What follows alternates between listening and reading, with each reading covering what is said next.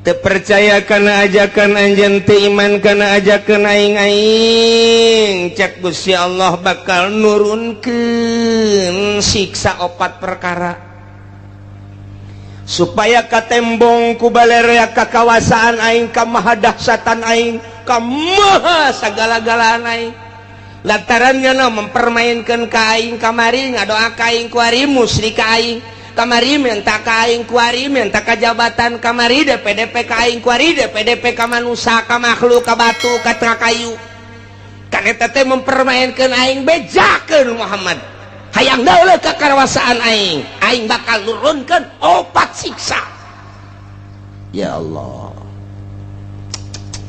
qul bejakeun Muhammad wal qadiru ala ayyab'asa alaikum adaban aing maha kawasa aing bahasa gala-gala cak Gusti Allah lamun kitu bae petana aing bakal nurunkeun ka makhluk khusus ka urang Mekah umumna ka saha bae siksa 4 perkara ya kan hiji azaban min fauqikum siksa betimbul ti luhur bentukna engke aya hujan teu eureun-eureun nya poe hujan banjir ka buaca siksa ku aing atawa hujan batu cara ashabul fil di batuan atau hujan es bual deh datang ke buah rarusak atau poe teureun kilat sing jeleger ditambah deui ku geladeg sing jeleger datang ka teu daya teu upaya siksa ti aing min paukiku aw min arjulikun atawa kahandap dihandap timbulna ieu dihandap timbulna mimiti ku aing teh dioyag-oyag lini bae lini doang aing mah sok geura hayang nyaho bongan teu iman ka aing bongan teu nurut ka aing teu iman ka ajakan anjeun Muhammad tah ieu ku aing dioyag-oyag ha saeutik doang dibere ku aing 6,5 hek nah kulantaran tertek bae rada digedekeun ku aing digoyangkeun doang ku aing bumi engke ge lamun Omah Irama jadi presiden asana bumi goyang ke kajen kumaha ge aya arah acak-acakan budak isi nagara dek dikumahakeun tapi ceuk lama lamun Omah Irama jadi presiden bakal pertama santai ngeunaheun ke beres santai lari pagi ke kajen Masya Allah mantap luar biasa iya kari aduh kan ujung-ujungnya kiamat teu bareres brak ya Allah seuris ya langsung ngarti aduh ya Allah ya Rabbi iya ya siksa tadi ti luhur geus bejakeun Muhammad nomor kadua lamun teu percaya bae teu iman ka aing cadap mimiti lini kadua masih keneh teu iman keneh ka aing gempa ku aing rusak para rotong para risek jelebana siksa ti aing mun masih keneh bae amblas ka jero deuleu di padang datang ka kuari teu puguh kuburanana diambleskeun ku aing 1000 kejadian padang teh dibalikeun bae ku Gusti Allah kadeuleu nama gunung ret nimpah imah sabaraha ribu manusia nu kuari teu disolateun teu dipandian siksa ti aing atau tsunami model Aceh sia 200.000 manusia orang Indonesia sekaligus ya tambah jeung orang-orang luar tsunami luar biasa tambah ku aing encan inget keneh bae ka aing tambah ku aing tuh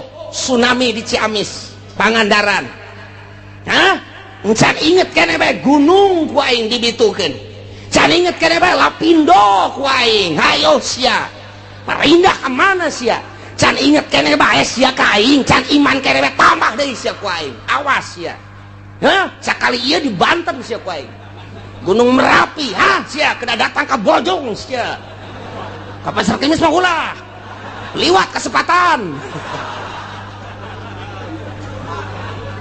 ya Allah ya Rabbi Gusti Allah tuh cek Gusti Allah ayo sia mun teu ti luhur ti handap mun masih keneh bae teguran ti luhur geus ku Gusti Allah masih keneh teu iman keneh bae atawa masih keneh moal rasyat keneh bae teu pernah bae jelema nu sugihna teh ngazakat teu pernah mentolelir ka jelema fakir miskin kaya yatim piatu geus ditegor ku Gusti Allah ti luhur geus ditegor ti handap masih keneh bae ditambah deui sia ku aing kumaha au yalbisakum syi'a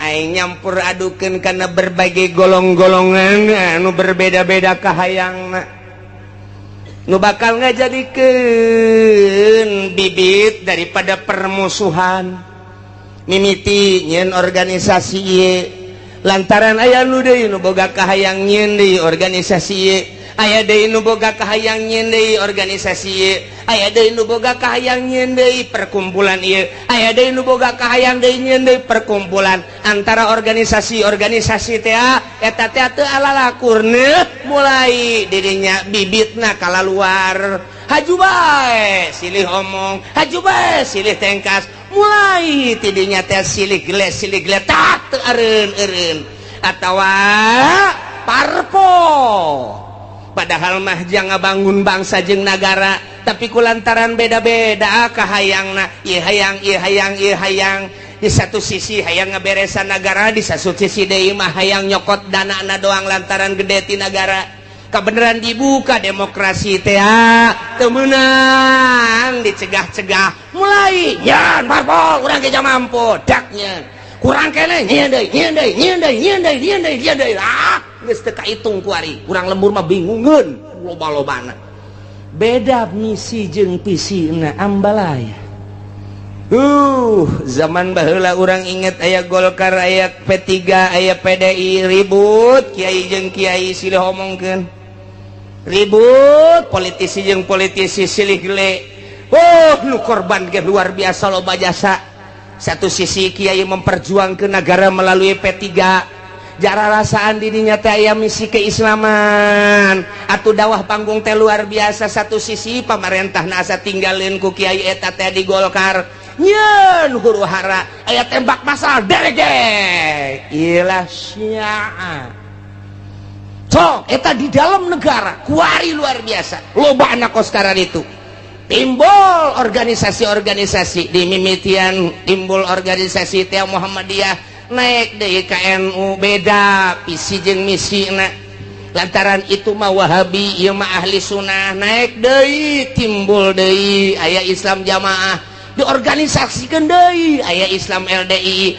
diorganisasikeun aya NI diorganisasikeun deui aya HTI diorganisasikeun deui aya Islam Jaulah diorganisasikeun deui aya Islam aliran kepercayaan diorganisasikeun deui aya Islam Thariqah diorganisasikeun berbagai Islam beda kabeh suarana timbul huru-hara aya di Qur'ana kos kitu mantak ahli tafsir mah senyum bae teh aneh jak Gusti Allah na geus nyaritakeun lobana kahayang merupakan siksa lantaran naon poho ka Gusti Allah kabeh ge di balik jeung organisasi aya udang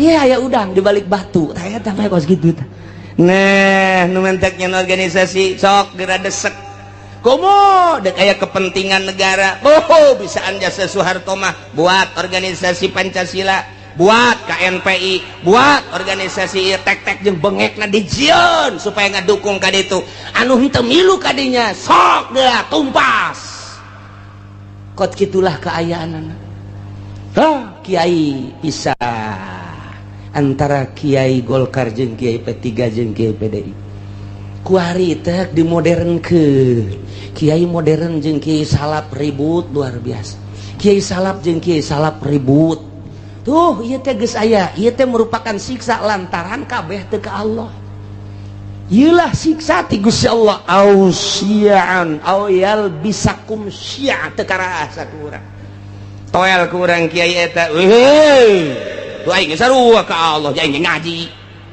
kos kari itu ngomong toel kiai nu sok sangeunahna bae loba omong Hayu bae orang berjuang saya diri aing di dia kabeh teu bisa dihijikeun. Visi dan misi disatukan teu bisa, kabeh ngabogaan visi jeung misi nu berbeda-beda. Ribu ya karim, masya Allah. Lamun sarua dek ngabangun bangsa jeung negara atuh dahon make jeung silih gele, silih tumpas, silih omongkeun, silih ajukeun. Ya Allah ya Rabbi, kuari geus 3 di Indonesia anu maktak ngajadikeun huru hara besar, KPK, polisi, hiji deui naon? Hayu cenah sia. Kuari geus jadi 3 ngakar tek. Geus, masya Allah. Geus teu bisa. Naon kitu ngaranna harmonis kuari teh. Geus dihandapna geus siap dek perang kuari. Abri geus kabagi 3. Pihak ieu, pihak itu, pihak ieu. Geus kos kitu di Indonesia lantaran boga kahayang pancenah ieu teh negara urang. Pancenah ku urang dibangun, danana kan ti masyarakat. Kunaon atuh kuari teh kos kararitu. Polisi geus teu percaya ka KPK. KPK geus teu percaya ka kitu yudikatif, geus teu percaya deui ka legislatif, geus teu percaya deui ka eksekutif. Main silih salahkeun DPR kuari nyalahkeun polisi, polisi kuari nyalahkeun KPK, KPK terus bae nyalahkeun DPR, DPR nyalahkeun polisi, polisi nyalahkeun KPK. Ti BPK ngajukeun berpermasalahan supaya tetap diangkat, eksekutifna kuari kasienan berontak melalui yudikatif. Ieu negara urang, ieu negara urang deuk kumaha coba pikir cenah dek ngaberesan masyarakat nyanana beresaneun, nyanana beresan urang mah teu kumaha je kieu bae nonton nyana. Ieu teh kuari teh kos kitu mun hayang nyaho di negara urang. Lamun sok mengamati politik di Indonesia seperti eta, geus teu kudu nonton TV, teu kudu ngadengekeun radio, ngaji sia di dieu bakal nyaho. Saya kieu nyaho ti mana? Aing mah susuganan. Pokoknya aing mah susuganan kos kitu bae lah pokona mah. Lamun aing salah deleukeun. Je nu mantak sakieu deui bakal ditangkep. Kaje nu di luar mah ulah kena nyaho. Ji tuh polisi geus teu bisa ngamankeun DPR lantaran DPR nyalahkeun polisi, polisi KPK, KPK ge sarua bae geus kos kararitu kuari teh. Pelaksana sebagai eksekutif kuari geus kasienan lantaran nu mantek kasienan teh kabeh baroga salah. Sedengkeun RI 1 geus amanat, awas sampai tembus, awas sampai tembus, awas sampai tembus, awas. Nyana bae sieun besi tembus di urusan rakyat. Endeu ka rumaha coba lamun dibukakeun eta kakarak judulna doang, tak kakarak judul tah. Geus mulai tah urang nyaho tah. Geus mulai tah. Di koran mah hese, mendingan ngadengekeun aing bae sia. Aing mah dek bener dek henteu kos kitu we pokona mah tah. Je, emang kumaha gitu. Masyaallah. Timbul yalbisakum syi'an eta secara nasional. Secara internasional na campur tangan bule di urang. Emrik hayang cicing di urang berleha-leha di nagarana henteu boga potensi bumi. Teboga potensi negara, hanya jual beli alat perang hasil produksinya na cau eueuh di Amerika mah, hui eueuh di Amerika mah, swag mah komo eueuh jasa di Amerika mah. Mun urang ke Amerika coba urang ka ditu teh hayang swag moal aya di urang teh hayang swag jeung naon atuh. Neangan awi moal aya di Amerika mah, nu sok pake nyayur teh anak awi naon ngaranna? Iwung. Coba neangan di Amerika mantap kuda tebetah ge iwung. Neuleunya na ka Indonesia aya iwung, aya awi, aya cau, aya anak cau. Aduh luar biasa. Dideuleu ku nyana hasil bumina. Minyak aya, logam aya dan lain sebagainya. Cekel huluna. Lo ngomong sia. Guys ku aing. Ye, ieu negara ulah loba ngomong yang sabaraha sia. Itu bisa, bani maraitas rakyat mana? Ngomong. Itu bisa, ya tembak siapa? Ya. Wah, saya sebar persen sih ya. Jipan lain gula dong, merek kabeh. Ya udah tanda tangan teh beres geus cicingnya na di dieu nyin gedung di Indonesia luar biasa.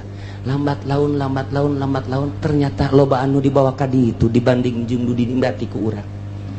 Nah mulai dibuatlah kepercayaan bule di urang ngadu di antara politisi di luhur, ieu kepercayaan bule, ieu kepercayaan rakyat ngadu. Nah, timbul huru-hara internasional bakal naik.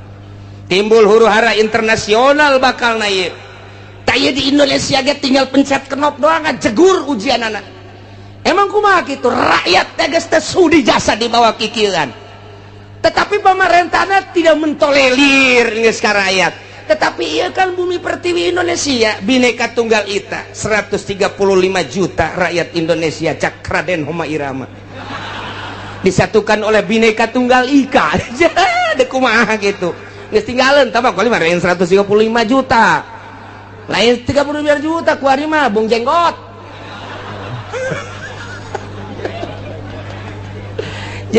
Nah iya huru-hara internasional geus mendekati di Indonesia. Terjadilah di luar Indonesia dulu Irak akibat yalbisakum syi'a wa yudhiqa ba'dakum ba'sa ba'd dibere nyicipan ku Gusti Allah siksa sebagian bangsa jeung sebagian deui. Hah kuari mah serang kital peperangan ieu geus dibejakeun ku Gusti Allah tak ieu ayatna. Ulah kaget lantaran nu hiji nyembah ka Gusti Allah Irak Baghdad, nu hiji nyembahna ka patung. Beda potensi nu aya di Irak loba luar biasa lobana. Amerika teu bogaeun di dinya teh. Tah di dieu teh panas Amerika serang geus. Dikibarkeun bendera salib perang luar biasa. Di dinya muatanna loba. Diawali ku potensi bumi nu dipake kahayang ku Amerika lantaran teu daya teu upaya supaya menggebu. Nah, bendera salib perang salib kuari dipaekeun. Perang lah dahsyat ti ditu modar ti dieu pae. Wabeh ngaran-ngaran perang mah pararah bae. Yal biasakum syi'a wa yudhiqu ba'dakum ba'sa ba'd. Ditimbulkan ku Allah bakal siksa. Siksana kumaha?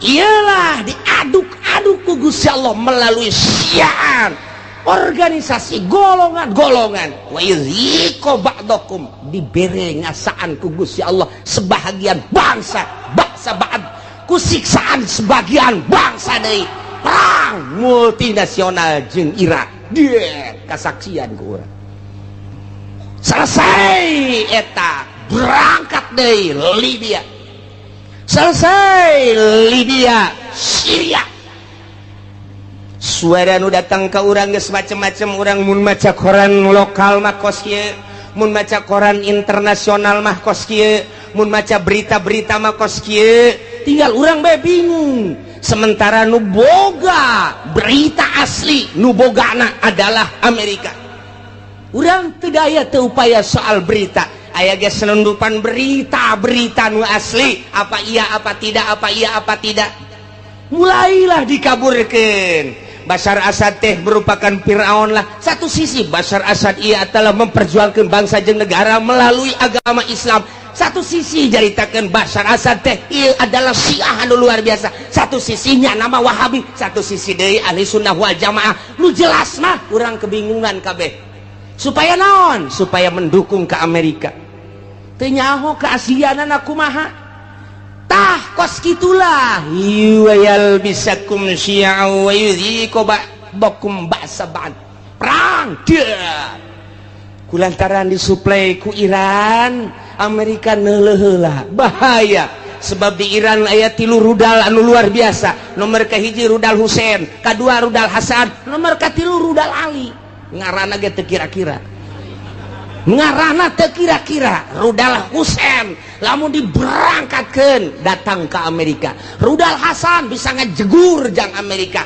rudal Ali mah bisa neangan musuh susulundupan ndeu kumaha coba hayu cak Amerika keketaan heula jieun heula coba hayang nyaho ku urang sok pancing melalui Israel melalui Israel berangkat der jeung Palestina menang Amerika eta teh. Begitu dahsyat luar biasa. Nah, Palestina supply dar. Hanya 9 hari Israel kabur. Tinggal cek Amerika angkat ulah bahaya ya bahaya. Kita cari dulu. Lain eureun neangan kelemahan. Kos gitulah ieu keur carita yal bisakum syi'aw wa yadhiqa ba'dakum ba'sa ba'd. Disiksa ku Gusti Allah ku di luhur geus. Dihandap ge geus melalui tsunami siksaan kurang kumaha dahsyatna. Sabaraha juta manusia anu disiksa ku Gusti Allah titah iman ka Gusti Allah. Tapi tetep bae teu iman dibere ku Gusti Allah. Awas cek Gusti Allah. Dua deui, hiji perbedaan golongan. Nomor kedua titah ngarasaan antara golongan, antara negara, antara bangsa, ribut peperangan, modar kene. Tah arti apa puyeng nyeuneh tos.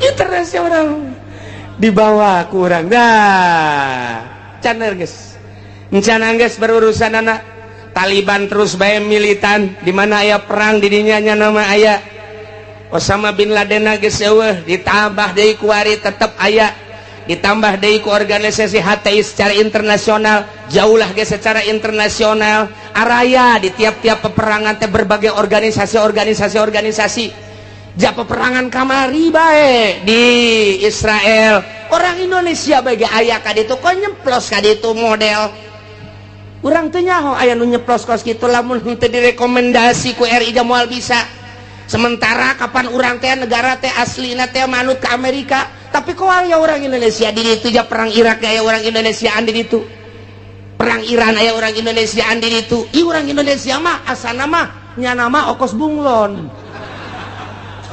ya nama bisa kade-kade tuh batak Indonesia lain lalagaan ditakuti ku orang Amerika teka caritakeun orang Palestina di Palestina aya orang Malaysia teka caritakeun di Palestina aya orang Thailand teka caritakeun di Palestina aya orang Korea tapi orang Indonesia mah aya di ditu malah keur waktu perang kamari multinasional aya nu nembak begitu dibuka ieu na ieu penyek irungna. Bah, cek orang Amerika, iya mah lain orang Irak, lain Iran, lain Taliban. Coba status seorang mana? Begitu di dele, ya karib, kurang putak. Anu gede hutang teh kabur ka ditu. Paeh hirup-hirup ceknya naing daripada Indonesia sangat diperhitungkan, masya Allah. Tak poso ribut poso nasional teman-teman. Tapi berbau internasional saha nu lempang ka poso ternyata aya sababaraha organisasi dilarang ku pemerintah tetep bae datang ka ditu namun teu datang ka ditu poso terus-terusan nu dipencit ustad teh nu ditembak kiai teh anu dipanah nu dipedang datanglah organisasi ti urang padahal teu dimeunangkeun ku pemerintah poso bae datang ka ditu ngibarkeun bendera perang siap mau dibejakeun ku kula organisasi nu mana ngan nyana minta izin ka kula. Bos sombong amat cenah sekali-sekali sombong lah.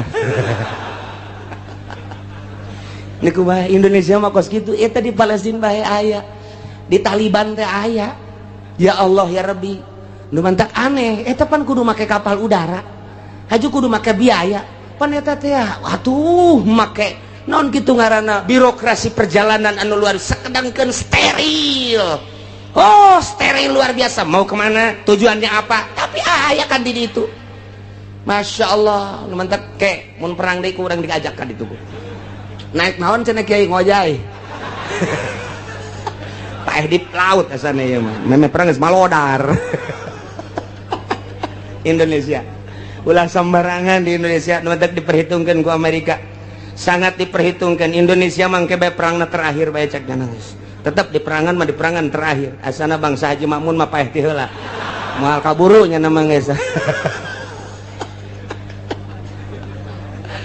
Siksa ti Gusti Allah leletikanana di urang antar kampung leletikanana ti urang antar desa leletikanana ti ku urang antar kiai kunaon eta lantaran boga kahayang Kiai ieu ngayakeun ieu, kiai ngayakeun ieu, henteu harmonis, ribut kiai jeung kiai. Syi'an wa yudhiqu ba'dakum ba'sa ba'd. Hayang rada gede melalui organisasi-organisasi. Hayang gede deui melalui parpol. Cerita tentang perbedaan di parpol anu geus teu aneh deui. Kuari makin dibesar-besarkeun, makin digede-gedekeun. Urang nyaho ketika PKB naik, bos sabaraha nu paeh saat harita. Sabaraha ieu ge ieu cantang tu ka hareupeuna. Lantaran armada Prabowo anu luar biasa, armada jenggot anu luar biasa. Armada wah geus pohara ieu mah main engke bakal nata. Nah ieu siga da ieu beusi jadi siksa ti Gusti Allah. Mun sia teh iman ka aing, mun sia henteu taat ka aing, teu takwa ka aing, beres siksa opat. Hiji ti luhur min fauqikum, dua ti handap min arjulikum. Mun ti luhur jeung ti dihandap teu dianggap, awas aoyel bisa kumsian aing yeun tata golongan engke golongan lain deuk sakadar cicing wa yuziko ba'dakum ba'sabat ribut perang. Jadi berarti geus aya ti ditu nu mantap ceuk Kangjeng Nabi inna ummati sataftariqu ala sintaini wa sab'ina firqatan. Saenyana umat kaula bakal paberencai ngajadi 72 golongan. Kabeh ngaku ahli sunnah padahal ma'an najiyatu firqatun nu salamat mah bakalna sapirqah. Jararieun jelema golongan atas namana Islam boro-boro organisasi cacak-cacak partai ge make atas nama Islam. Baheula P3 make atas nama Islam, kemudian PKB make atas nama Islam, PNU make atas nama Islam. Padahal mah di Indonesia mah kapan teu meunang nyen partai Islam lantaran KBG huluna adalah demokrasi. Teu meunang berbau sara. Tapi kelantaran nipu ke masyarakat make aturan Islam lain aturan, make lebo Islam ujung-ujung nama atuh teh lah eueuh nanaonan ribut Golkar jeung P3, ribut P3 jeung PKB, ribut KB jeung PNU, ribut jeung PDA, ribut. Nah perputaran pilpres nu tahun itu sabaraha anu paeh, pilpres kamari sabaraha anu paeh, tinggal pilpres anu bakal sing hade lantaran merupakan siksa. Urang mangadoa bae ka Gusti Allah Subhanahu wa taala. Jadi kukumahakeun ge negara urang teh tetep kos kieu bae sebab can aya nu niatan untuk merubah, membangkitkan semangat rakyat jeung bangsa mengarah ke jujur jeung adil can aya. Ku ayeuna sakitu mah cuek-cuek bae biasa-biasa bae. Wae milih-milih bae ngan ulah datang ka gusur-gusur eungkeuy-eungkeuyan teu nyaho maksud sing hade. Lantaran ieu teh ya siksa ti Gusti Allah. Ku luhur geus, ku handap geus, dibuatlah hasil urang keneh. Iyalah yal bisakum syia'u wa yudhiqu ba'dakum ba'sa. Ya Allah ya Rabbi nu mantap Kangjeng Nabi waktu turun ayat ieu ngadua ka Gusti Allah langsung nangtung Kangjeng Nabi koma Nabi sallallahu alaihi wasallam fatawaddoa langsung ala wudu beres ngala wudu fasa'ala rabbah ngadoa ka Gusti Allah ngadoana ya Allah alla yursila alaihim adzabam min fawqihim wa min tahti arjulihim wa la yalbisa ummatahu syi'an wa yudhiqu ba'dahum ba'sa ba'd. Ngadoa Kangjeng Nabi seperti eta tah Gusti, ulah diturunkeun ka umat abdi siksa ti luhur, ulah diturunkeun ka umat abdi siksa ti handap, ulah diturunkeun ku Gusti siksa anu campur aduk berbagai golongan organisasi sehingga ribut ko ba'dahum ba'sa ba'd, ulah ribut antara bangsa abdi jeung bangsa abdi, umat abdi jeung umat abdi. Gusti nyuhunkeun ka Gusti ngadoa Kangjeng Nabi teh lantaran dibukakeun hijab ku Gusti Allah teh ribut kampung jeung kampung, desa jeung desa, kabupaten jeung kabupaten, provinsi jeung provinsi. berbagai manusia huluna kiai jeung kiai politikus jeung politikus deui ahli ekonomi jeung ahli ekonomi antara provinsi jeung provinsi antara negara jeung negara walah ditembongkeun ku Gusti Allah teh umat paberencana anu luar biasa sehingga bergelimpangan mai di berbagai negara-negara Kangjeng Nabi nangis ngadua Gusti ulah terjadi seperti eta atuh Gusti kumaha tah waktu eta fahabatta ilaihi Jibril alaihi salam Allah ngutus malaikat Jibril turun tak bijakeun Jibril ke Muhammad ya Muhammadu innaka sa'alta rabbak arba'an anjeun teh ngadoa ka Gusti Allah nyuhunkeun supaya disalametkeun tina 4 rupa tadi siksa ti luhur siksa ti handap siksa golongan-golongan jeung siksa peperangan-peperangan antar bangsa nah fa'ataka isdatain wa mana'aka isdatain nu dua ku Gusti Allah diijabah nu dua mah henteu bebeja malaikat Jibril dua diijabah dimuhunkeun ku Gusti Allah nu dua henteu naon nu dua cek Kangjeng Nabi ya Jibril layatiyahum adzabum min fawqihim wa min wala min tahti arjulihim yastasiluhum nu dua siksa ti luhur jeung siksa ti handap mah moal dina ayana ge eta teh moal terlalu dahsyat siksa ti luhur paling aba-aba doang siksa ti handap paling aba-aba doang sekali-sekali digempakeun eta mah hanya sebagian kecil cek malaikat Jibril disunamikeun hanya sebagian kecil moal terus-terusan Gusti Allah nyiksa seperti eta mah moal nu dua diijabah nah cek Kangjeng Nabi lantaran nu dua eta mah fa innahuma azaban likulli ummatin istajma'at ala takdzibi tanabiha wa raddi kitabi rabbiha lantaran nu dua eta mah patalina jeung kaimanan ka pangeran jeung kaimanan ka kitab pangeran geus urusanana di pangeran teh mah lantaran nya teh iman bae atau maksiat bae teu percaya kana Al-Qur'anul Karim atawa ngarobah status hukum Al-Qur'anul Karim ku Allah dibereng ti luhur jeung ti handap ala kadar doang Muhammad teh moal dahsyat jasa moal nu dua mah tetep diijabah sanajan aya ala kadar anu dua deui nah lamun nu dua deui mah Muhammad eta mah cek Gusti Allah ditahan tamah walakinnahum yalbisuna syi'an wa yudhiqu ba'dahum ba'sa ba'd nu dua ieu mah hiji bakal timbul golongan-golongan eta mah teu diijabah ku Gusti Allah nomor kedua bakal ribut antara umat antara agama antara bangsa eta moal diijabah teu diijabah tetep tama bakal terus bae eta mah bahkan wa yudhiqu ba'dahum ba'sa ba'd bakal ngarasakeun peperangan antar negara jeung negara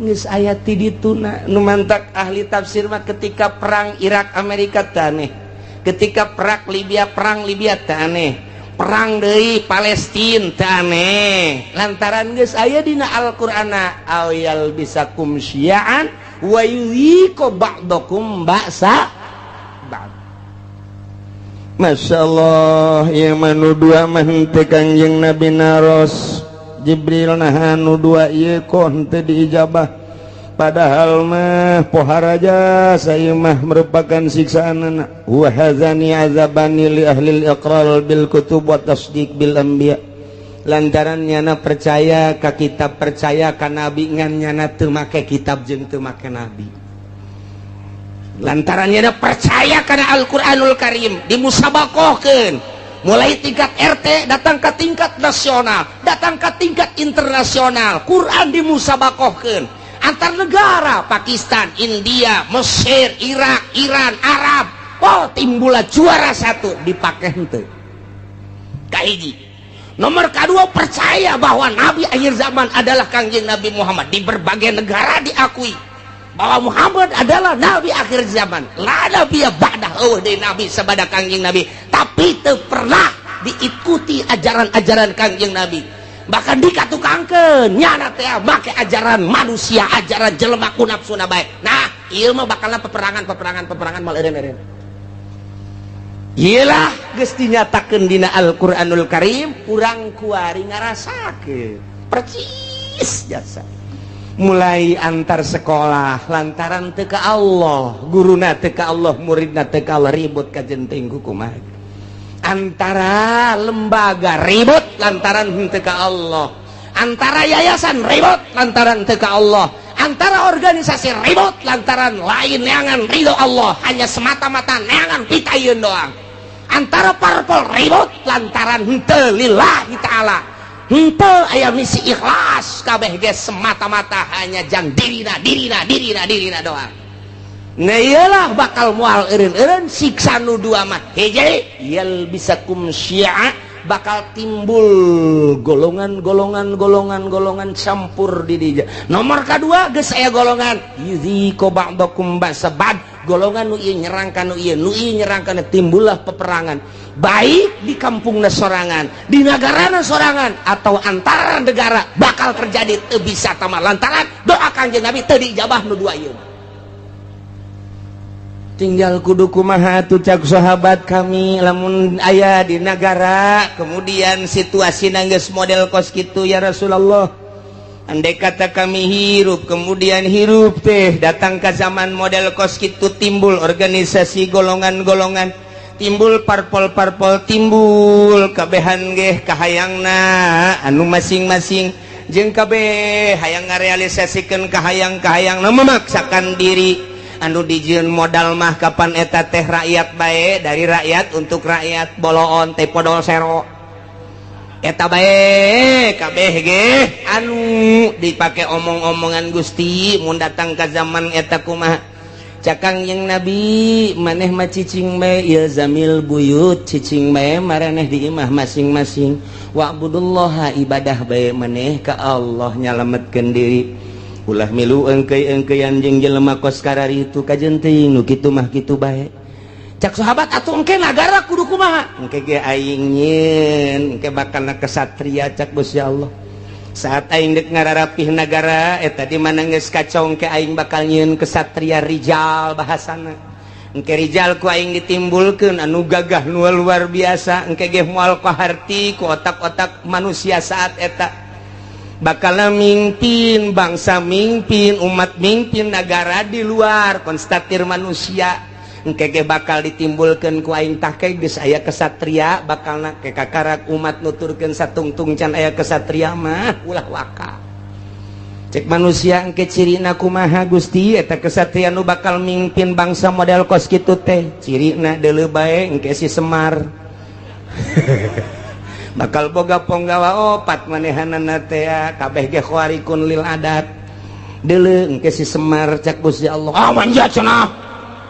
Kanjeng Nabi geus nyahon ka Semar. Ya Semar mah belah dieu tah mah zaman kamari tah mah zaman Wali Sanga Semar mah tah mah mimiti aya wayang gelar kadua, wayang kulit katilu, wayang golet. Jadi dinya kok Kanjeng Nabi nyahon ka Semar. Ai sia otak teh diteunden di dengkul bleon. Payahna coba tunaikeun ka dada. Ye si Semar teh eta teh adalah lambang seorang wali. Hiji si Semar masa lilana tilok make baju. Nomor kaduanya nama lamun lempang tilok rurusuhan. Nomor katilu di mana lempangnya nama luak liuk bae. Eta si Semar kos kitu. Jeung deui tara bertindak di mana-mana encan musyawarah jeung si Cepot. Sia seuri sok tongton meureunnya. Tetepnya nama kudu musyawarah heula jeung si Udel jeung si Cepot jeung si Gareng, tetep musyawarah ke masukan tidinya. Berarti nyana nama tilok turun langsung. Engke ge aya tangan-tanganna tetep ahli Allah bae. Kitu jadi didukung ku para ahli Allah. Geus lamun make bajuna hurung herang keneh lain si Semar tah mah. Geus urang teh angan ke calon presiden anu henteu make baju. Ah siapa bodoh jasa siapa? Waduh bodoh jasa teh angan ke calon presiden anu henteu make sepatu. Teh angan coba anu make sempak doang. Mantap biasa ieu mah. Atuh geus bae ku urang duetkeun Oma Irama jeung Rita. Ya Karim ya Allah ya Rabbina ieu ku Kangjeng Nabi disilokakeun engke ge aya ahlullah al-arif billah nu bakal mimpin negara.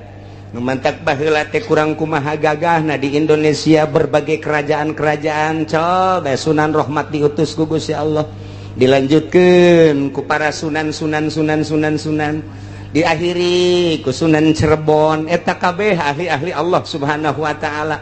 Banten nu katengah telah degelna lantaran boga ilmu pucuk umun di dinya di mana hibar satungtung deuleu ngalengkah 40 imah kalengkahan diutus ka dieu teh Maulana Hasanuddin ahli Allah tumbang nu kos kararitu kuari ge lain teu nyarekel kana ilmu kabeh ge ieu bangsa di DPR pusat teh nyekel ilmuna ilmu dugala kabeh. Lantaran manehanana ditembak supaya ngebul di anu supaya anu nyekelna ilmu kararitu wungkul lantaran ieu nu kuari mah tapakna kabeh ge di Pelabuhan Ratu jeung Nyi Roro Kidul. Masya Allah satungtung can kadeuleu ke bakal aya kiai ge menyuarakeun kiai nu asli ikuti. Kurang lamun di deuleu kamari eta Gus Dur teh Kosi Semar ja. Persis Kosi Semar. Coba ge amati coba. Coba ge amati ku tukang wayang makanya nyahoan ge. Satungtung can aya ulah waka. Lantaran ieu mah raradutan kabeh ge. Geus salametkeun diri urang saat engke sakedeung deui urang batur ihyak-ihyakan urang Allahu Akbar. Batur kampanye urang mah salat duha be Allah duitna mah cokot teh tah sia mah sok kitu bae sih blon jadi benerna ieu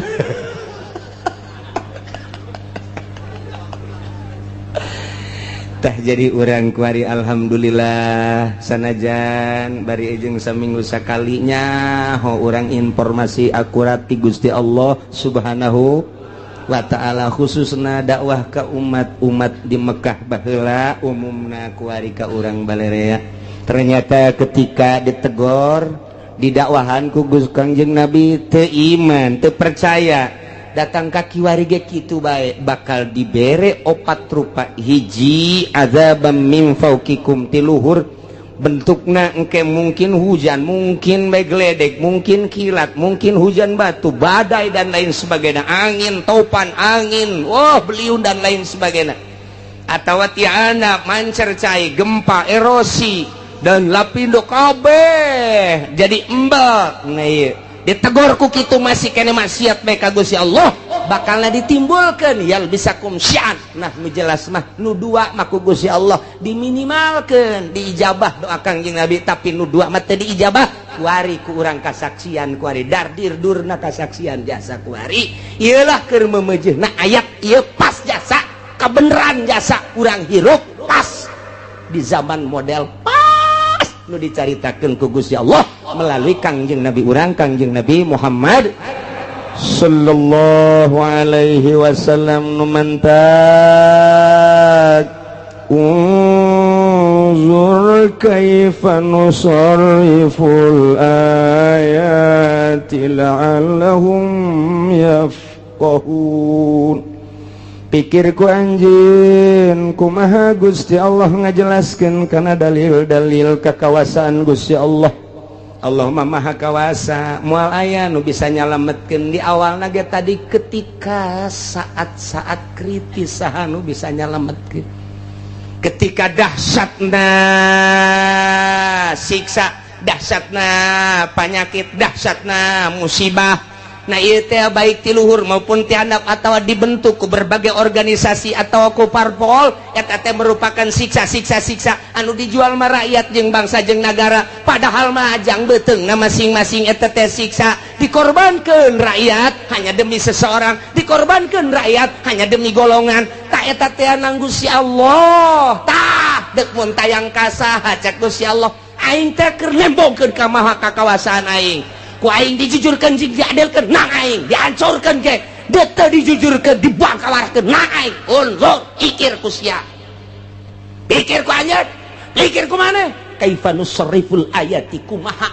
aing geura ngabulak-balik ngajelaskeun dalil-dalil baik dalil nas Al-Qur'an langsung dibaca maupun dalil langsung kejadian-kejadian alam atau manusia nu buang kalara deuleu maksudna naon la'allahum yafqahun supaya nyararaho bahwa anu ngagular-giler ngabulak-balik anu ngarobah-robah na ieu nagara jeung manusia teh lain sasaha iwati Gusti Allah Subhanahu wa ta'ala. Anak itu berarti ulah mun tayang kajabatan, ulah mun tayang ka tahta, ulah mun tayang ka manusia, ulah mun tayang ka harta, mun tayanglah kanu ngagular-giler ngabulak-balik ngarubah-robah